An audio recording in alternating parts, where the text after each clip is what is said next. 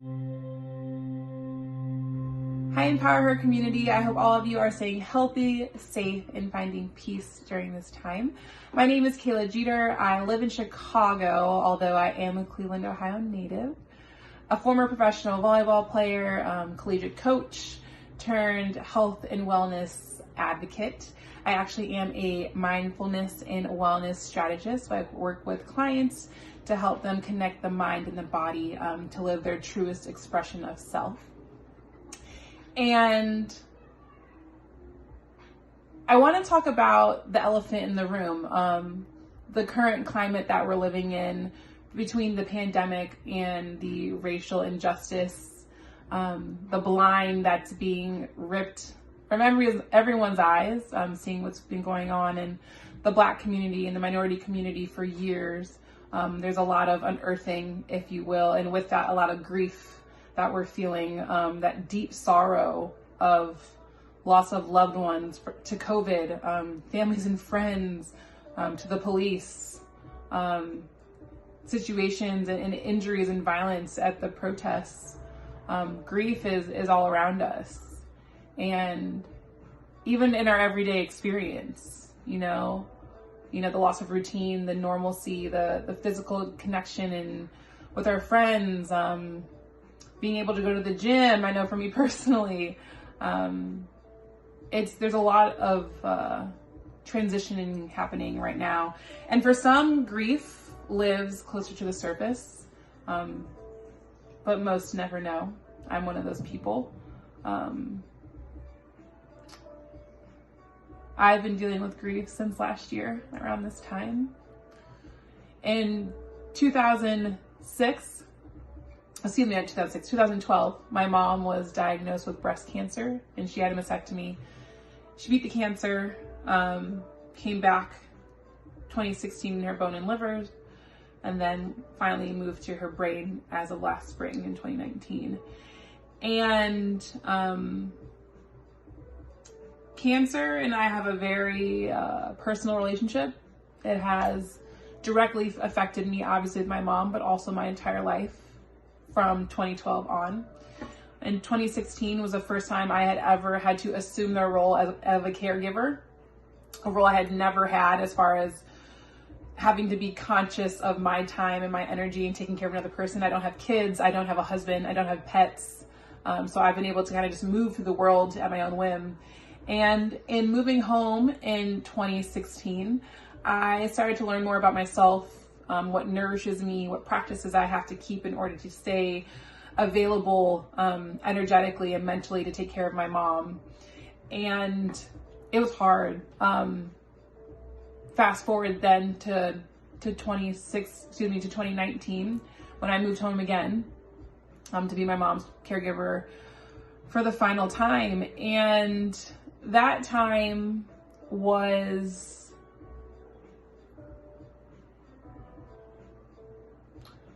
so transformational for me.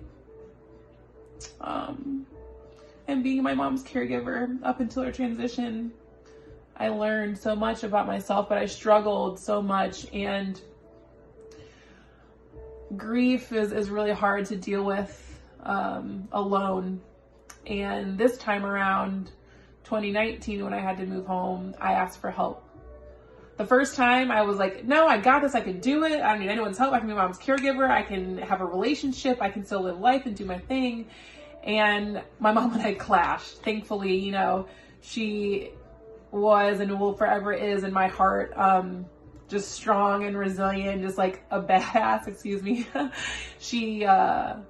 She got up on her feet. She was good to go. She took care of things. So she knew how hard it was for me that first time to be a caregiver. And she had the strength at that time to help carry me through too. But this time when the cancer spread to her brain, she had a tumor on her brainstem. And so she had complete lack of movement, mobility, anything on her left-hand side. It was completely dependent on me. But at that point, I was in the mental mind frame. I knew coming into it that that's what I had to support. I had grown since 2016. I knew my role in my mom's life was to be her support, emotionally, physically, spiritually. But also, I knew what I needed. later. My younger sister graduated from the University of Tennessee from undergrad that spring, May 2019. And my mom's biggest dream was seeing all her girls graduate.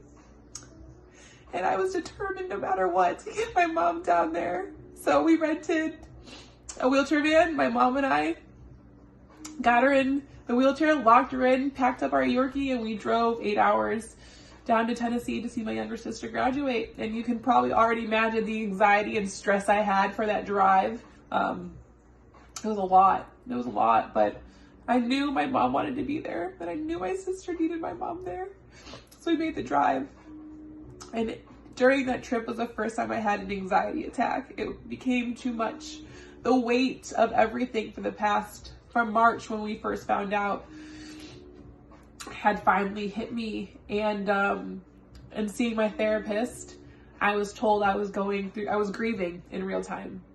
I was going through the anger, the depression, the bargaining, the acceptance. At that point, I was deep into depression. I hadn't seen it because I'd just been me and my mom for so long. And it wasn't until I was around other people that I recognized that I was hurting the people around me. I was just so energetically and emotionally and spiritually drained, and having developed such an intimate relationship with death every day from that point, from March to May, it was really tough. And I realized I needed help. And it's important that we recognize that grief looks different for everybody. I'm a smiler, as you probably can tell. I smile to a point, and then it hurts. And then you get to see what's really going on underneath. And, I'm sure the same is the same for a lot of you. You're going through a hard time, whatever your time may be, whatever you're grieving. I'm here to let you know I see you, and I feel you so deeply. And to let you know you're not alone. You're not alone. And not just from a therapy standpoint, but a global community, neighbors, friends standpoint. There are people who are going through this right next door, who are with you. And I invite you to channel that energy into something positive and beautiful and bigger than yourself, bigger than the grief that is weighing you down. Flip it and send that energy back. As I call, show your magic, My mom, and losing her, I learned so much about myself. She taught me everything I would have needed to know. My mom's goal was to raise her girls and send them on her way. And I believe she completed that soul work, which is why she was called home. She had done her job, of course, missing her for, major events, but she had taught me how to advocate for myself, what loyalty meant, what family meant, blood or not, what sacrifice looked like, what unconditional love really is, and resilience. That no matter what, the sun will come out tomorrow, you will find a way, because my mom always did. And so will you. You'll find a way. It may not be a minute from now, it may not be tomorrow, it may not be 3 months from now, but you have to wake up every day, not with your best face, not faking it, not honoring how you're feeling, acknowledging those feelings, letting yourself know, like, Kayla, I see you, you're hurting, you're sad, this is hard. But today we're going to create magic. Today we're going to be magic. Every day we have the option to either destroy or to create. And in my mom's honor, and my dad's honor, who I lost in 2016 as well, unexpectedly, I choose to create. Even in the moments I'm destroying. I have to remind myself that I'm here for a purpose. I'm here to live my parents' legacy. And I'm here to be magic in the life of everyone that I come in contact with, to let them know that they are special, they are seen, they are unique, because you are unique. So take that powerful energy, that grief that's weighing you down, if it is. If it's not, take that grief, that energy, that weight that's keeping you from taking that next step, that's causing hesitation, that's making you question yourself. And know that grief isn't just deep sadness. A quote I will share with you. Grief, I've learned, is really just love. It's all the love you want to give but cannot. All of that unspent love gathers up in the corner of your eyes, the lump in your throat, and that hollow part of your chest. Grief is just love with no place to go. You are love, and every bit of your being, and love is what this world needs now more than ever. In all spaces, from all beings, we are all interconnected. So I hope you find your love, harness that love, and share your magic. Because I love you. The world loves you. Have a good one.